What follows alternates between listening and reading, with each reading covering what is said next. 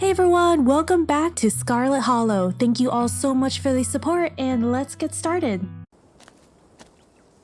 You know, I've lived here for a few years now and I've never actually been to the church. Kaneeka, you're blocking him now. That's probably for a good reason. Where's that weirdo? My, 4 visitors at once? On a Thursday? This is unprecedented. But there are only 3 of us. Oh no, were we followed by a ditchling? Were we followed by Wayne? Suppo people! Zane! With his little Zane shirt. Oh, it's just Zane. What are you doing here? Oh, the glimpses of death I've had in the past, 2 days have forced me into, the midst of an existential crisis, my dudes. I wanted to see if, faith held any answers for me, you know what I mean? Alas, I have not yet found the solace I seek. Give it time, Zane. It sometimes takes a while for the Lord to work his way into your heart, but when he does, you won't regret letting him in. Be sure to look over those pamphlets I gave you, of course, and I'm always here if you need to talk. Sure thing, Pastor D. Peace, y'all. Bye, Zane. Anyway, we're looking for Stella. She wandered off last night and no one has seen her since. We're starting to get pretty worried. We'd hope maybe you or Janie had seen her? I can't speak for Janie, but I'm afraid I've seen neither hide nor hair of Stella. If you'd like to talk to my wife, she's just over by the alpacas. Though, Bien, I was hoping we might be able to talk in private? What do you want to say to her that you can't say in front of us? Please, if you wouldn't mind, this is a personal matter. It's alright, we can get the juicy details later. I'd rather folks not pry on this. You know how rumors get started. Yeah, what do you have to say to me you can't say in front of Kaneeka and Avery? No way, I'm talking to you in private. Sure, he might feel more comfortable telling me some juicy details if I'm just with him. It's okay, I'm happy to talk to him. If you're sure, I guess we'll leave it to you while we check in with Janie. We'll be right over there by the fence that's conveniently in your line of sight, okay? See you in a minute. There's Wayne. Your friends head off towards Janie and the alpacas, leaving you alone with the nervous pastor. I had a chat with the mayor yesterday. I heard you did too. I'm so glad you came. I've never met anyone else who could hear them. You have no idea how long I thought I must have had some kind of insanity. Oh, so Pastor Daniel can also speak with animals. I even thought at one point that it must have been the Lord himself talking to me through them. But they never had anything very insightful to say, so I kind of disavowed of that pretty early on. Whoa. Are you telling me you can also? But I thought I was the only one. Are we sure we're actually talking about animals?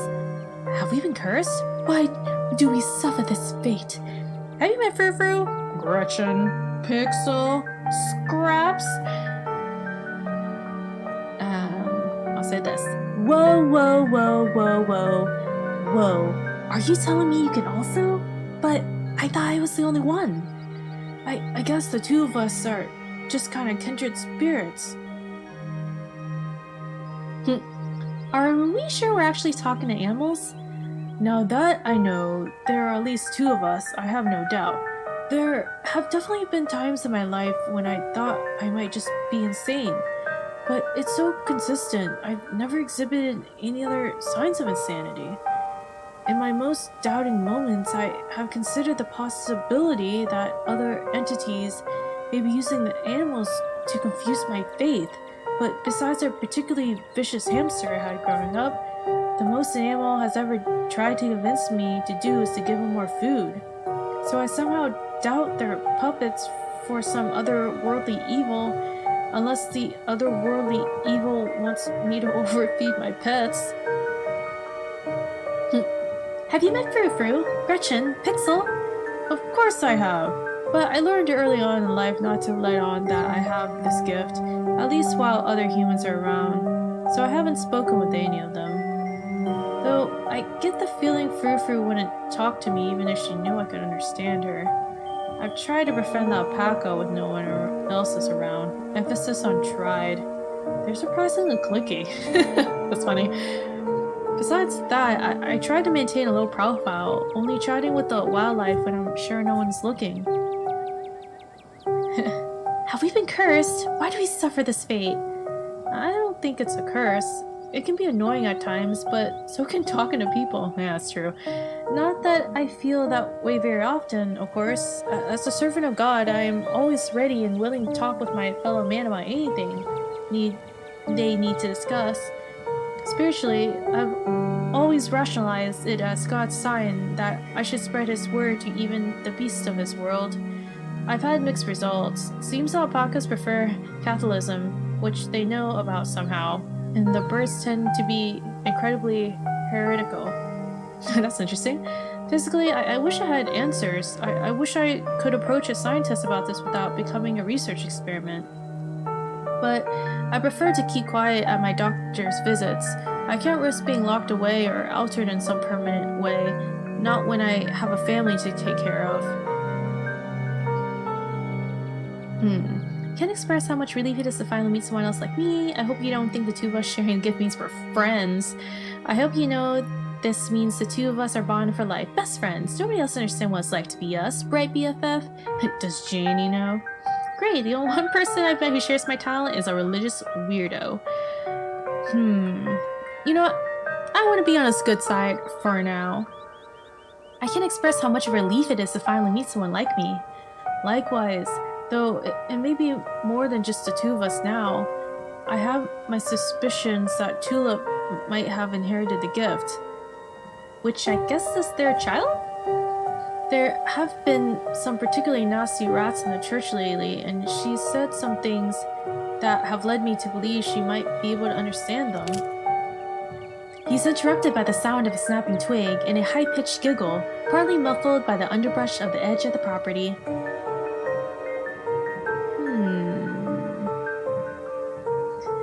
Tulip, come out of there. You know you're not supposed to play in the woods. Tulip glances back in the woods, quiet as she hesitates. Tulip, are you going to be good? Are we going to have to skip story time tonight? I'll be good. You don't have to skip story time. I won't go into the woods, I promise. I know you won't, Tulip, because you know it's too dangerous for little girls in there.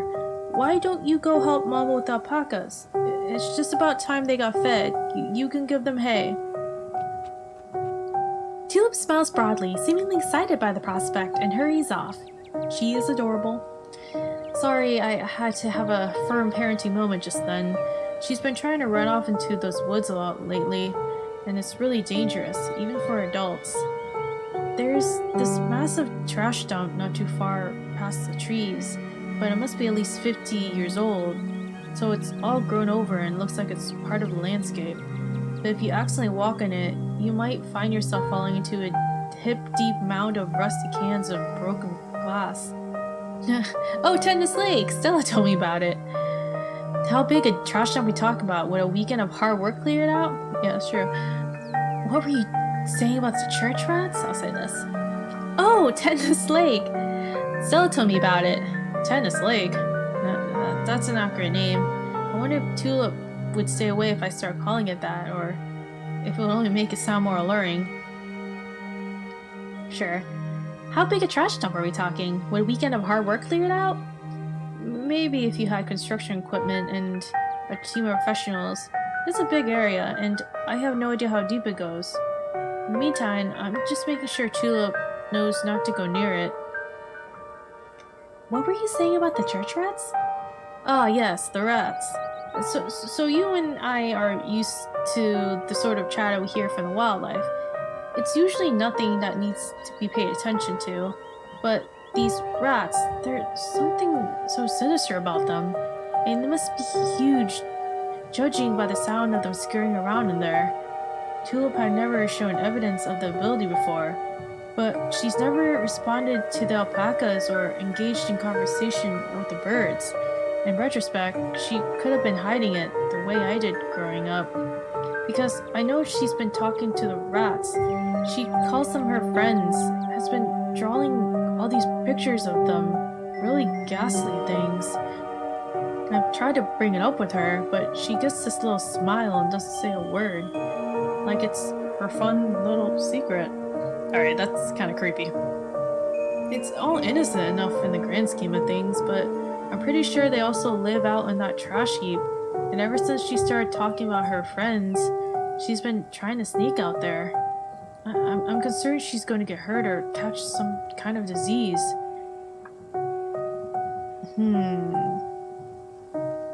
Are you sure they're rats? That is really creepy. Are you sure they're rats? I think so. The pastor shifts uncomfortably for a moment. I hope so. Have you actually seen them? No, I don't need to. I lived in a dorm that had rats once. You never see them, but the church has all the signs of the infestation. And there's no mistaking the sound of little creatures stampeding through the walls. Wait a second, everyone. Is the rats he's talking about here the taillows or the tail whatever creatures that we read in the books that that guy like accidentally shot off its tail, he ate the tail, and then the next day everything just like disappeared? Maybe it's not rats, but it's actually that creature? I left out some human rat traps, but they're too smart for them. All it's done is waste peanut butter.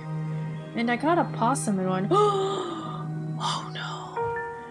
I caught a possum in one. Poor thing. Possums are never very bright, but at least he got a nice big scoop of peanut butter out of the ordeal. That better not be Dustin's dad. What have they been saying? They like to try to goad me into crying or becoming depressed. They watch me through unseen holes and make fun of me and try to figure out how to press my buttons. Jeez!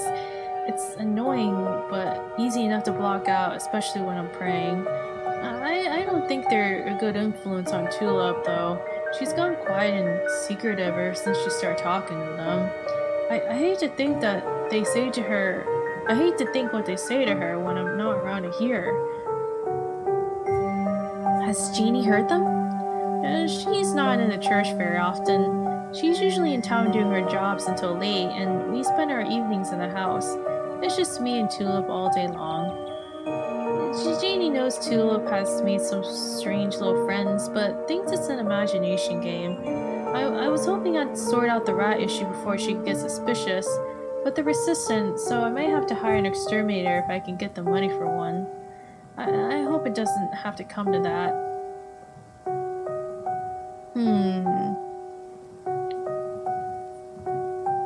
Right, I think you should mention that to her, but I kind of want to see these rats. Is there anything I could do to help? Maybe I could try talking to them.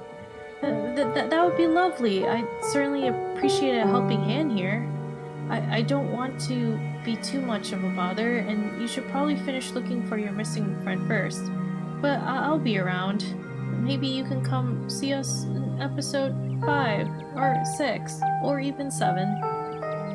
Out of the corner of your eye, you see Kaneeka and Avery walking back to the two of you. They must have finished talking to Janie.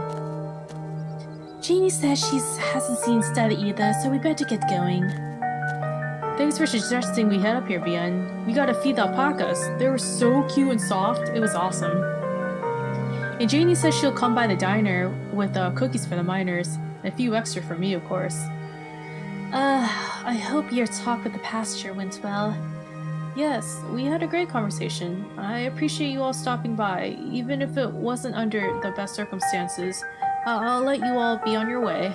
And I hope Stella turns up soon. I'll put in some good prayers with the big man for her. Alright, thanks. See ya. Kaneeka and Avery start back down path in town and you follow. So, what was that about? He seemed pretty insistent on talking to you alone. Yeah, he didn't say anything weird, did he? Noisy, aren't you? Let the man have his privacy. He can also talk to animals. He just wanted to discuss it with me. I don't wanna reveal Pastor Daniel's secret yet. He kinda invested in me, you know? So I kinda want to keep that secret for him until he feels comfortable telling everyone about it. Everyone sounds so mean to him. He's a nice guy. Tool's apparently made some weird imaginary friends. We might want to check it out later this week. Let's say that. Tool's apparently made some weird imaginary friends. We might want to check it out later this week. Kids make imaginary friends all the time. Pastor Daniel says that there's a rat infestation in the church and that the rats are our friends. I don't know, it seems weird. I should have known we had to deal with a spooky kid at some point. That's true. Okay, as much as I'd hate going back there, I guess that's a loose lead. If we don't have anything else to investigate once we found Stella and... Kaneeka pauses. Once we checked out the clinic, then maybe we can look around the church. Sounds like a plan. Let's not get too distracted until we find Stella, though. Where to next? Stella might be at the mines, but let's go check out the diner. Let's check out the diner. Good idea. Folks tend to congregate there. Maybe we'll run into someone who's seen Stella. Here's hoping Winnie doesn't try to rope me into clocking early. The diner is busier. The diner is busier than you've ever seen it. The small booths packed with miners. What's going on? There's a strike up at the mines. They made the diner their base of operations. Good for them. It's about time something like this happened. When you asked for the morning off, I didn't think you'd be showing up with your friends. Sorry, Aunt Winnie. Stella's gone missing and I've been helping these two track her down. You haven't seen her, have you? Don't you apologize. I can't say I have. I've been a little preoccupied. This is great business. These fellas can have as much free coffee as they can drink if they keep piling in like this. Do you need help? No, Sal and I can handle this. One of your friends going missing is more important than a busy shift. The miners didn't even notice you into the diner, and instead of speaking in hushed voices, argue with each other loudly enough for you to easily overhear. I guess the shift schedules are pretty brutal, and I like more vacation days. I love to be able to see my family around the holidays, and better health benefits would be amazing. What if she decides to fire us all? You're only a year or so into the work, and trust me, the longer it goes on, the more it sucks the life out of you. At first, you're just unhappy, but you figure you can weather it till you find something better. A paycheck's a paycheck. Next thing you know, you've lost years of your life to a company that doesn't give a solitary dang about you. That uses up every free second it can suck out of its workers and pays us just enough to survive, but not so much that we can ever save enough to get the heck out. But we could get fired for this. I really need the... Oh, sorry. I forgot. Harrison's the woman.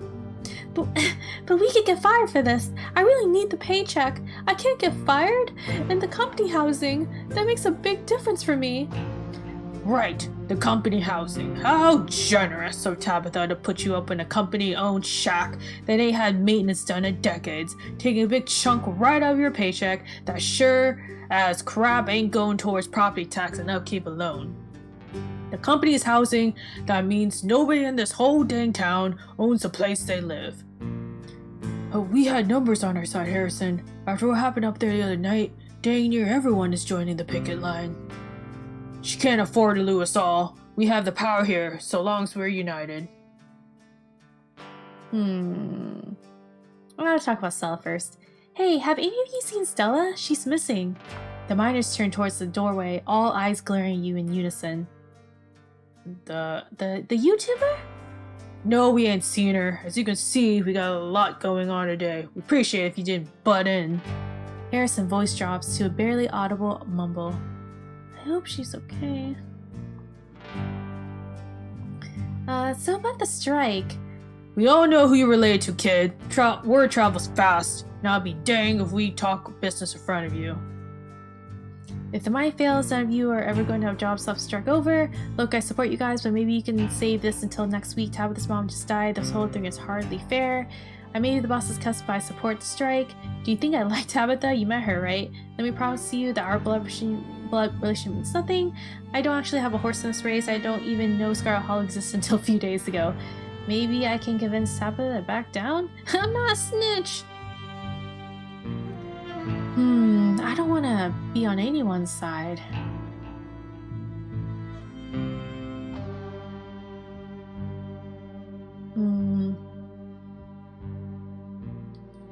I don't know, could they help me out on something in the future if we have to battle ghosts and demons in the future? I guess I'll say this. I may be the boss's cousin, but I support the strike. Whoa, even the boss's family's on our— oh, sorry, that's Harrison. Whoa, even the boss's family's on our side? Maybe this really could work.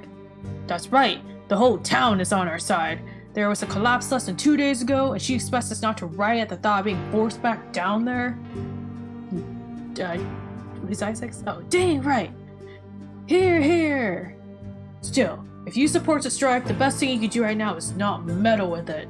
Trust can only go so far. No, being is cool. I wouldn't hang out with her if she wasn't. You can't help who you're related to, right? No, I suppose you can't. But doesn't mean we have to trust everyone who stumbles into town. No offense, but your friendship doesn't mean much, Diner Kid. You're friends with everybody, even that Julius freak. Diner Kid? I know you know Avery's name. If I ever hear you call them that again... sorry, Miss Winnie, it won't happen again. Don't apologize to me. Sorry, Avery, I didn't mean to be so dismissive. Y'all alright, though. I am pretty friendly with most people in town. If my friendliness and ability to get along with anybody means I can't vouch for you, I guess that's that. Sorry, Bien. Look, I know it's hard to believe, but Bien is legit. She isn't going to run to Tabitha. And that's great to hear. Your support is appreciated, but it don't change the fact that we can't know for certain that Tabitha isn't going to get an earful of everything we say in front of her cousin. No offense intended, just looking out on our collective interests. They don't want me to meddle, so I won't meddle. I guess we should get going. You turn to leave the diner, Avery and Kaneeka trailing close behind you. Still no sign of Stella. Alright, let's go find her. We should go to the mines. I guess there's a decent chance Stella went to find your cousin. I can't say I get it, but it's definitely something she would do. You don't see it? Oh, come on. The two of them have such a dynamic, you know, classic dog and cat situation. Come on, I'll drive us. You follow Kaneeka to her van. It isn't long before you find yourselves outside the Scarlet Mines. A wall of bodies, picket signs and megaphones in hand, forms a human barricade around the entrance to the Scarlet Mines. Scarlet more like toilet. Better houses now, or none right all. Oh, sorry. Better hours now, or none at all. I am something with the I'm receiving as a worker, something. And the cops are just kind of chilling. I hope it's not weird to talk to them while they're in the middle of all this. Don't worry, I know these guys. Most of them are in the diner at least a couple days a week. They will chill. Will they be chill talking to Tabitha's cousin, though? Well, if it isn't the boss's cousin. You might have had us fooled the other day, but word gets around fast. Hail and well met, fellow countrymen. What goes on here? How goes the strike? Why are the cops here? Have you seen Stella? She's missing. I guess I'll say this. How goes the strike? Wouldn't you like to know? You can see for yourself, it's going strong. A major collapse happened probably not 2 days ago, and the boss wants us to go on our work as usual. I'm not going back there knowing life or serious bodily harm could come at any second. I care more about living than I do about any paycheck. There's a lot that could stand to change around here, and seems like dang near everybody else thinks so too. Y'all being greedy. Good, Tabitha had this coming. Poor Tabitha, she had a rough week. I'm behind you folks 100%. I have no horse in this race. Isn't this a bit of an escalation? Did you try talking to Tabitha first? Oh, what are your grievances? We like competitive pay, 8-hour shifts instead of 12 or more, improvements to the sick day and vacation policies, and a thorough safety inspection before any of us step foot underground again. That collapse was way too close to the active mine for me to feel safe down there until I know for sure I won't end up buried under 2 tons of rock. And this place is supported by the labor of folks who are too desperate to work to care about the conditions they work under. It runs them rag, and spits them out when they're too broken to keep going. I've seen it time and time again. We're gonna change things here. There's no reason we should be treated like we're disposable workforce. If we're the ones making the money, we should be making money too, not just scrapping by. That's a lot of grievances. Working here seems tough. Yeah. Do you think Tabitha even made those changes without the mines going under? I'm sure she can figure it out. I'm not saying she's not a bad boss. People clearly are unhappy with her, but coal's getting used less and less, and I see that old Scarlet house. It's practically condemned. If she has money to spare, where is it going? I really didn't peg you as someone who'd go to bat for Tabitha. I'm not. I'm just trying to get a full picture here. And if the mines fails, I don't see how Aunt Winnie's diner doesn't fail with it. Okay, but that's the whole problem. A single family shouldn't be able to hold an entire town hostage. The workers need to say in the business. Fair enough. That's it. Look, I just talked to my cousin. I'd be happy to pass along your demands. Y'all being greedy. I'm behind you folks 100%. I had no horse since race. There, I'll give him my support. But I didn't see this option though.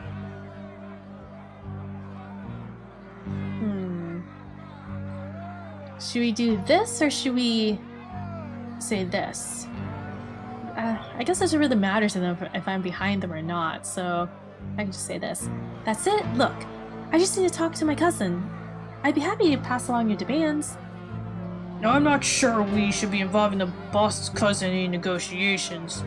Yeah, it'd be a bad look. Even if you want to try and push her to the table, that's one thing, but you should leave the demands to us.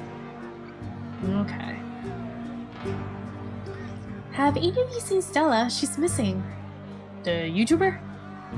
She's the one on all the banned from property posts, right? We haven't seen her, and we've been out here all day, so we know if she come by. We'll make sure to keep an eye out. Can't say we'll be much help though. We'll just be standing around here for the foreseeable future. Why are the cops here? The Miss Scarlet requested we supervise the situation. The mine's the source of a lot of jobs in the town, and she just wanted to make sure nobody did anything hasty while suppressing their concerns. And that's a polite way of saying they're here to intimidate us. A little reminder from the boss that she owns more than just the coal mines. Simmer down. Nobody's here to intimidate anyone, but the Scarlet Mines are private property. Miss Scarlet has every right to request some oversight during a tense situation. There's a lot more of us than there are of you.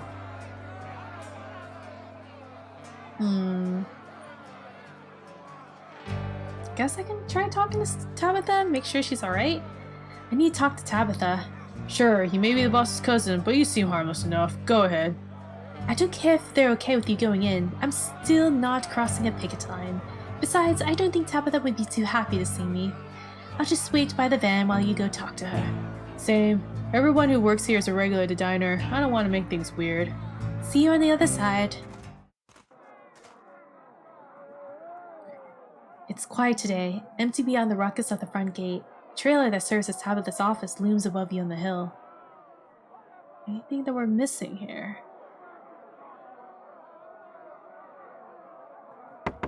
You walk up to Tabitha's trailer and knock on the door. Wait for a moment. No response. You knock again. Oh, for the love of... The door swings open.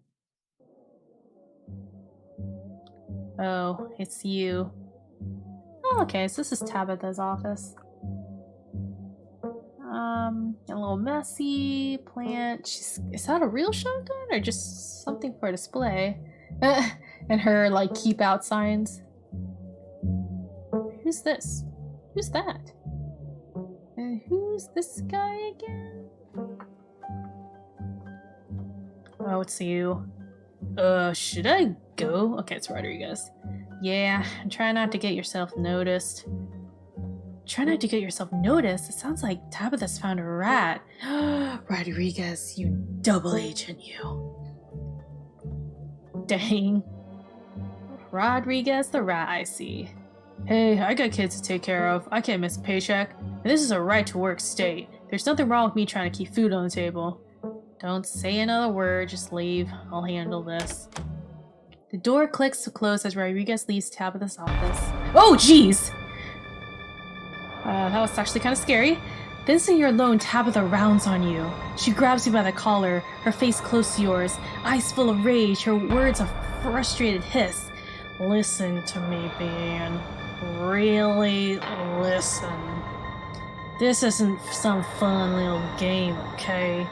This is my life, and if you value yours, you'll keep quiet about what you just saw. I don't care for family.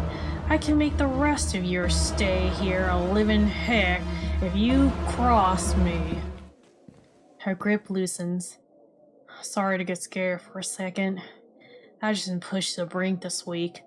I can't have anything else go wrong. Start crying? You scared me. But you did, though. We should talk about the strike and we should talk about what just happened in here. No, we're chill, I get it. Hey, I'm on your side. That was completely uncalled for. How dare you touch me like that? I'm glad you're having such a hard time. The scars are finally get what they deserve.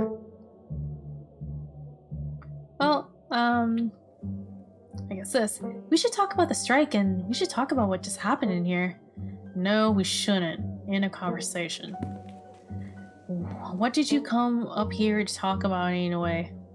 Just decided you want to bother me on the worst possible day to be bothered? Guess I should say this. Stella's missing. Have you seen her? She's missing? Tabitha's quiet for a moment. I'm sure she'll turn up, but I'll see if I can get a hold of her. Don't think looking for my missing acquaintances give you a pass to do anything dangerous. You're forbidden from doing risky things, even for what you might think is a good reason.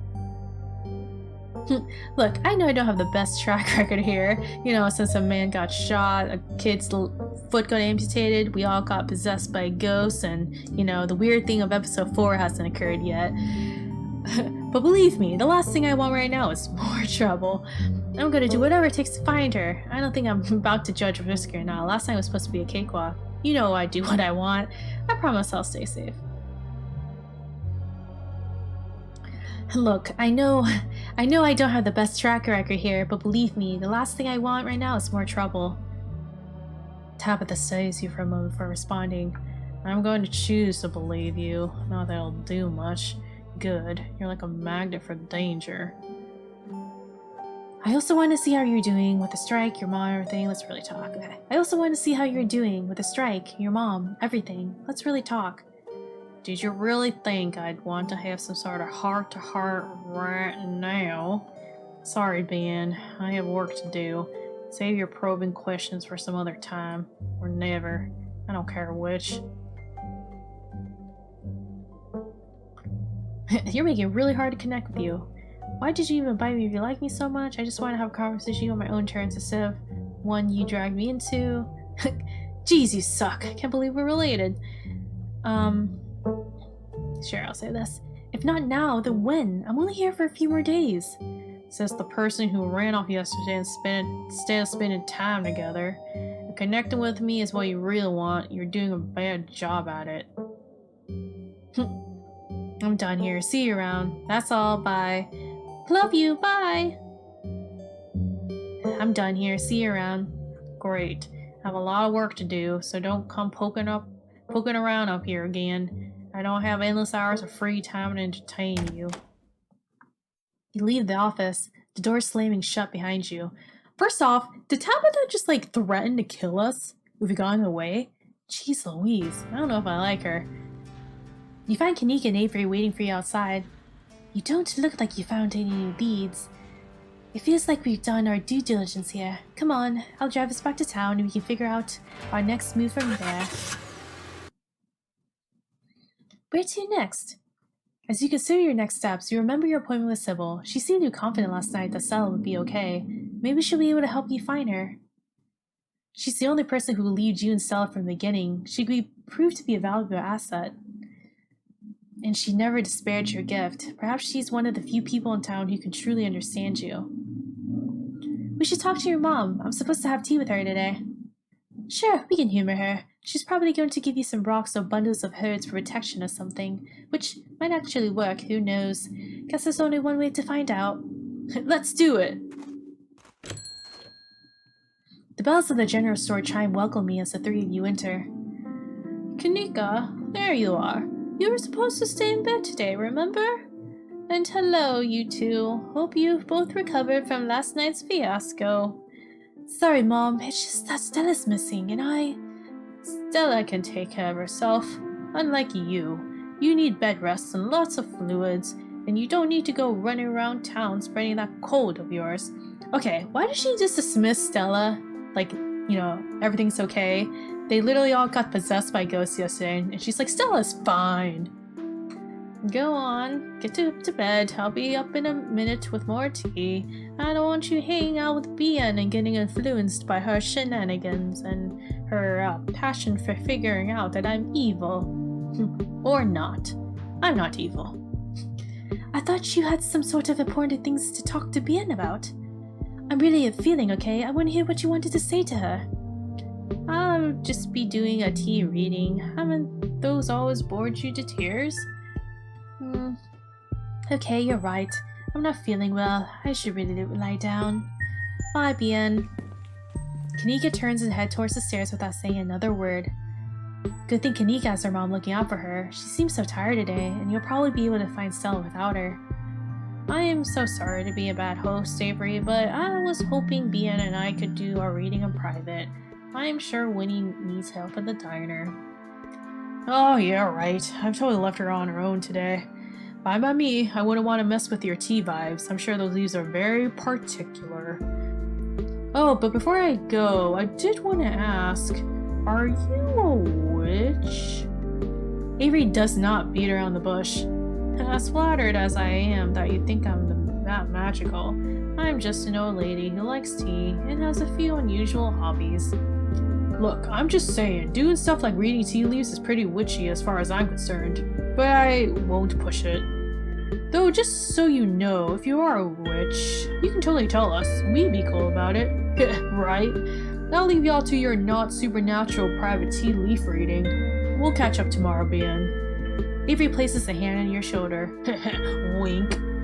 I'll miss you, but duty calls. They make their way out of the general store, disappearing down the street in the direction of the diner. Shall we? Sybil motions towards the tea room. This is the first time we'll see the tea room. Hey, Miles. Please, have a seat. I'll bring you a fresh tea, or a fresh cup. Wait, I think we have been in this room, because we've seen these pictures. Yeah, we've been here before. Oh, but this is the first time I'm sitting down. You take a seat at the small table at the edge of the room. It's dark here. Only a sliver of sunlight able to filter through the heavy curtains, supplemented by the bright grow lights over the plant in the corner.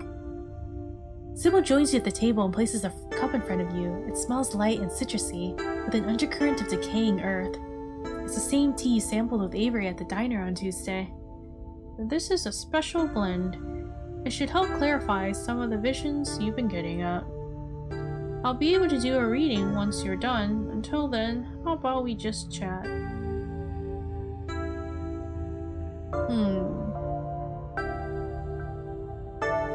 Quit yanking around. You have something to tell me, just come out and say it. What's with all that mystery and ritual? If you have something to tell me, just come out and say it.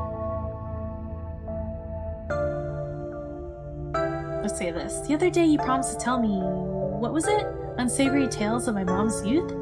I most certainly did, though I might have been exaggerating a bit for dramatic effect. I'm prone to do that. In a town this size, you get to know everybody, no matter what the age difference might be. Vivian was a little younger than me, which meant I always had a certain older sister instinct about her. Her family wasn't good to her. Arlene was a lot like your great-grandmother. Edradine, which is to say, she was not a very kind woman. Aw, crap.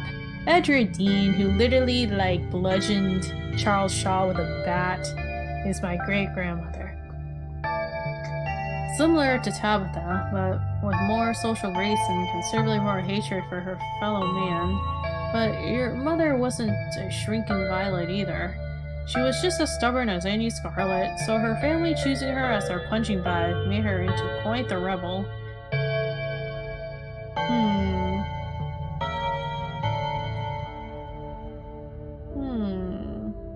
What about the men? Did they even exist?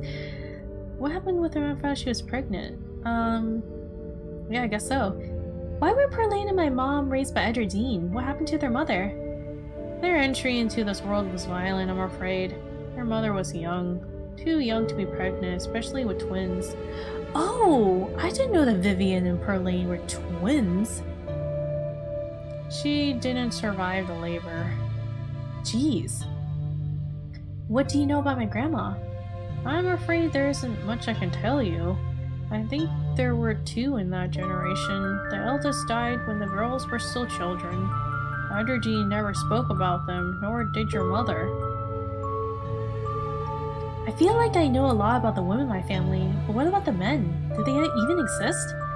I suppose they just haven't been very noteworthy since Edradine took over the mines. Her husband died a long time ago, and to be quite honest, I don't even recall his name. Might have been Stuart or something just forgettable. Or maybe I do know, but I'm just pretending not to. From what Vivian said, her father was some teenage fling that ended once your grandmother found out she was pregnant. I'm fairly certain it was similar for Vivian, though she was much older, and I believe she was the one who ended it. What with skipping town and all. What happened when my mom found out she was pregnant? She came to me for advice. She was distraught. It was like she's been handed a death sentence. Maybe it was fear from what had happened to her own mother. Maybe it was something else. But she seemed convinced she was in danger. Tabitha had already been born by then, of course, but she was born in wedlock, so I assumed your mother's worried has something to do with religion. Although the Scarlets weren't particularly religious as far as I knew. By the way Vivian was that night she came to me, it stuck in my mind. It's always had me wondering what it was about your family that made her panic so much at the thought of having a baby. Because does she think the baby's gonna be sacrificed to the ghost or something? So how did you wind up in Scarlet Hollow? Oh, my family's been in these hills for a long time. That's how I know so much about the local flora.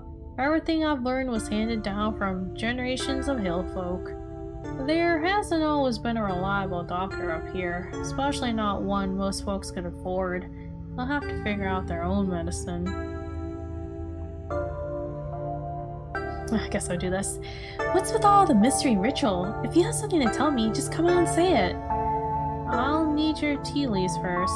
I have pieces of the puzzle, but the tea leaves should help to give me the whole picture. Fine. You take the tea, sipping it delicately. The citrus smell is fleeting, quickly replaced with the earthiness at its core, like you've taken a mouthful of dirt. Jeez, woman. But the aftertaste combines the two flavors into something soothing and medicinal, and you find yourself feeling more comfortable, your muscles relaxing for the first time in days. You close your eyes and take another sip, and then another. It's delightful. What'd you put in here, woman? Tea is gone before you know it. The small cup empties, save for what's left of rehydrated leaves coating the bottom. Oh good. Glad you found the tea palpable enough to drink. It should do you some good. It's one of my more medicinal blends. Now, on to business. Sybil takes the cup from you, staring thoughtfully down at the sludge. Oh dear. This doesn't bode well. You got just about every warning that could fit in the bottom of a cup. Cross, kettle, hourglass. All of these mean death, misery, difficulty. And the hourglass ties all together with definite urgency. It's fair to assume that this all has to do with whoever bought the ditchlings. Something is coming, and whether any of us has got it, I'm not sure. But we may at the very least be able to figure out what it is. There's a central figure here. A cat. An enemy. Lurking in plain sight. Is she making us think it's Frou-Frou? Oh, the cat's gotta be Pixel! Or maybe it's Frou-Frou. Those are two cats I know. The cat could be Tabitha. The cat could be Wayne. The cat could be Stella.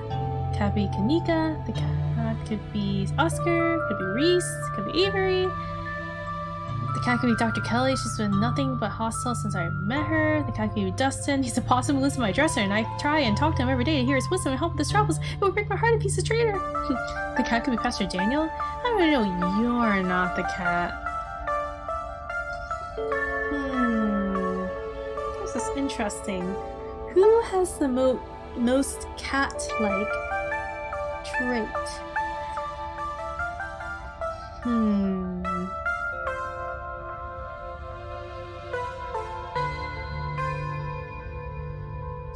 It's Dustin!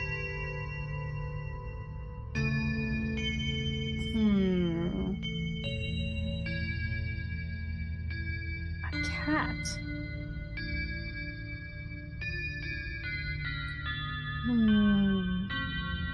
Started trying to think. Tabitha has Frou-Frou and Wayne, and he doesn't have anything related to a cat, but Stella has a dog, Gretchen. Kaneeka doesn't seem like it's her.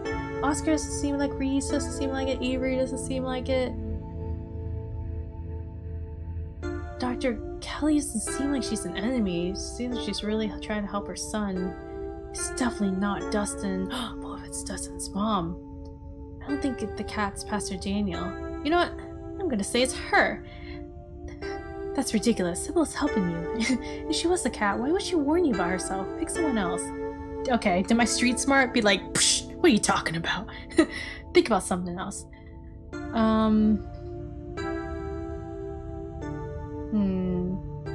So someone is at the center, is evil, is at the center of all this.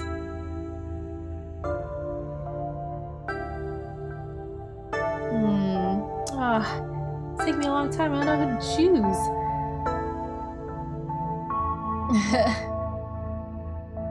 You know what? I'm just gonna pretend to say this, but I'm not gonna believe it. The cat could be Dr. Kelly. It's always the hot ones. She's been nothing but hostile since I met her. Joan Kelly is a very blunt woman. Bless her soul. Reese's condition puts a great strain on them both. I'm sure she doesn't mean to come across the way she does. That kind of stress would do the same to anyone. But she's not a friend of yours, and she's not family, so she lacks the closeness required to be a cat. Oh, it's close. It has to be close to you. You don't have to figure out the answer right away. It often takes time for the mind to connect the dots. Close to us? Like, does she mean Tabitha? Or even Stella? Can't be her daughter. She can't be guessing her daughter. Or maybe it's Wayne? If Wayne is somehow related to us in his spirit form? Just be on the guard and keep vigilant that someone close to you isn't to be trusted. We know from the ditchlings that something terrible is coming your way. It's likely that's connected to some enemy. Oh my gosh, what if it's Reese? Reese is really the evil one because he's like, I don't know, the ditchlings are coming to him and he sees them and thinks they're cool. And the whole like clinic thing. Perhaps we can try to counteract whatever might be planned for you, judging by what you told me last night. Those stone carving seals, whatever you want to call them, I think it's likely they have something to do with this. Until a cat reveals itself, it seems like your best course of action is to seek these carvings out, piece together what you can from your visions, and arm yourself with information. Have you sensed any others around town? Do you think you might be able to find another? Yes, that's what I'm saying! We gotta go back to Reese's place. Your thoughts drift to the door yesterday, the one that seemed to draw you in, urging you deeper into the clinic. Even just remembering it is enough to tug at you, compelling you to return and find it to see what's on the other side. You can find Stella later. Maybe you can find her there. What's important now is finally seeing what's hidden in the clinic. You didn't get this all from the tea leaves. Of course she didn't. She's smart. She knows how to deduce things from the leaves. Of course not. Tea leaves are merely a guide. Sometimes they can help confirm suspicions, or fill in where my tuition falls short. My family has lived in these hills a long time, as has yours. I know the Scarlets have secrets. I know Vivian was scared for you, but your place in all this is something we have to figure out together. And that's where little tricks like tea leaves come in handy. But we shouldn't digress. Do you know where you might find the next stone?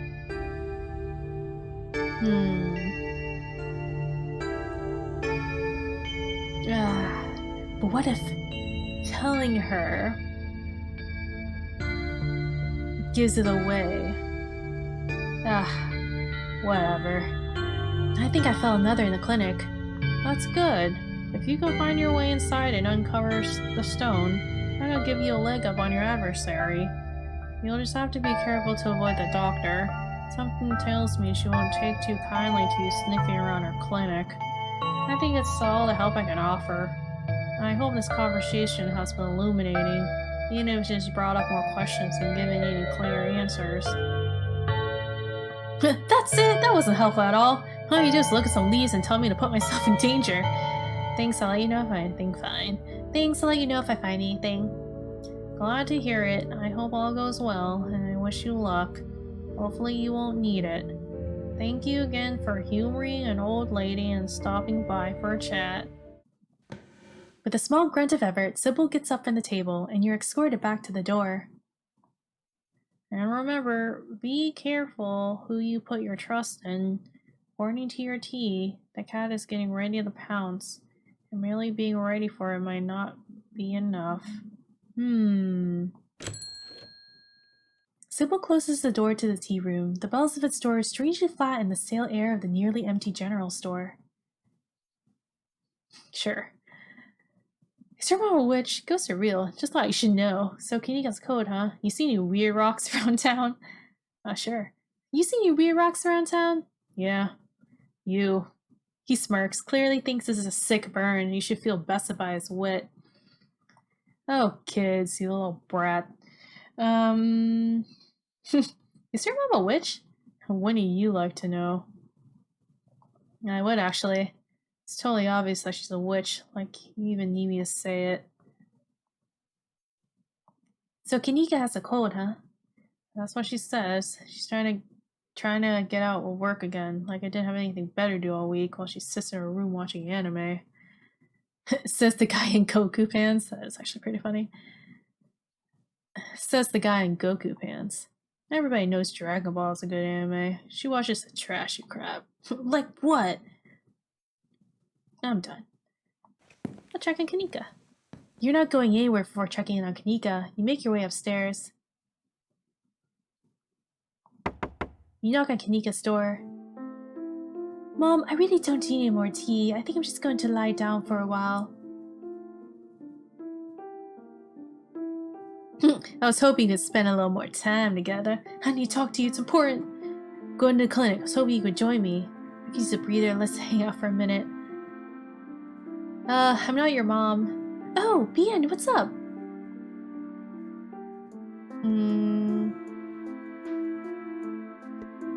I need to talk to you. It's important.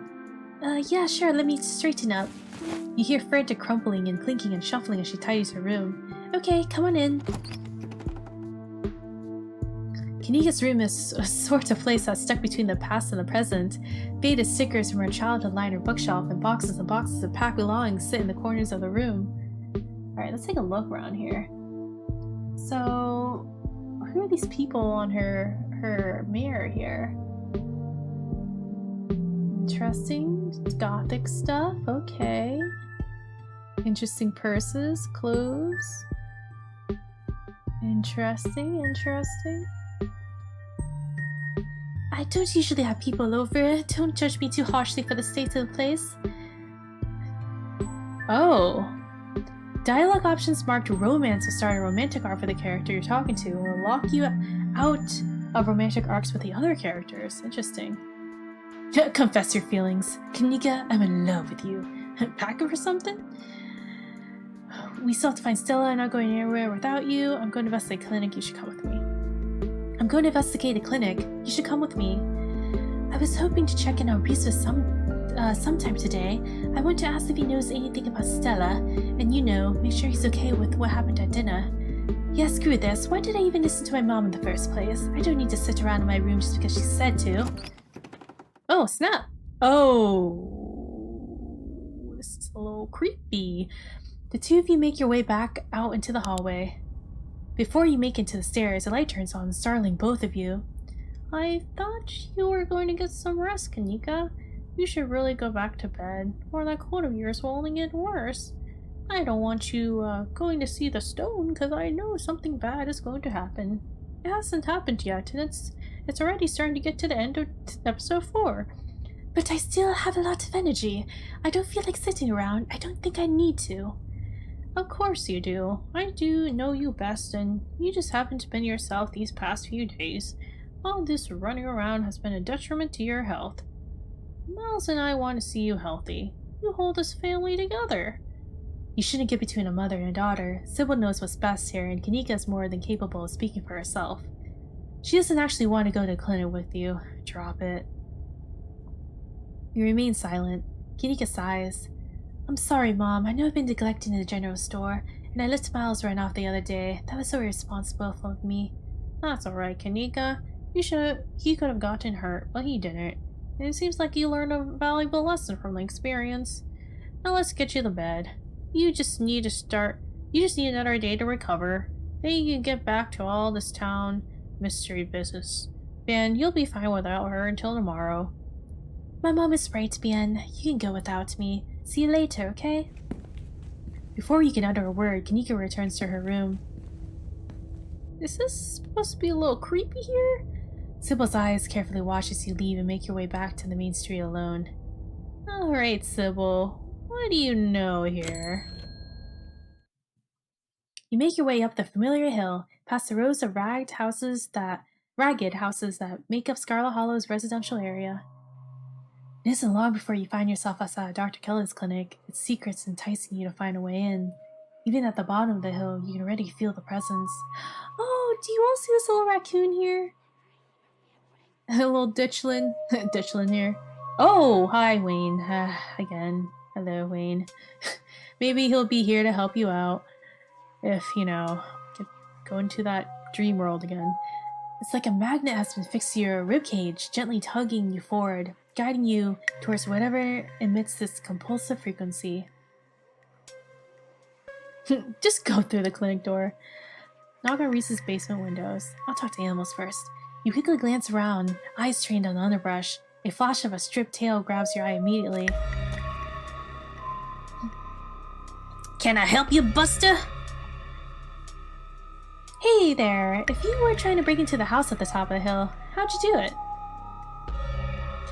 What? Just cause I got little hands and go through people's trash, and I'm supposed to know how to break into places? There's a hill that'll take you right up to that big flat roof thing. Sometimes the humans leave windows open there, and you gotta go inside. Don't tell them, okay? I like to sleep in their big piles of cloth. It's one of my few joys in life. Thanks, Mr. Raccoon. He leaves as you turn back to look at the clinic. You have your way in. Sorry, Reese, I'm gonna not talk to you for now.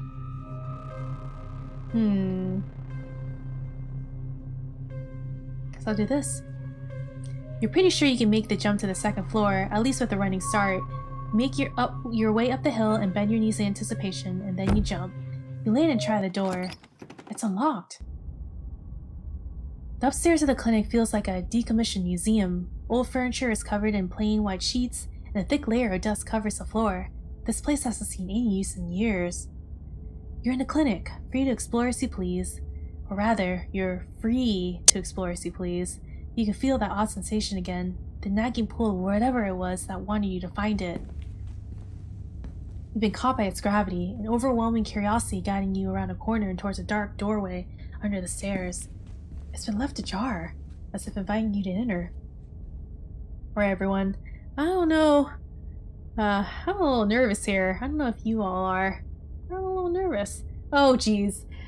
Oh, no. I don't want to turn the lights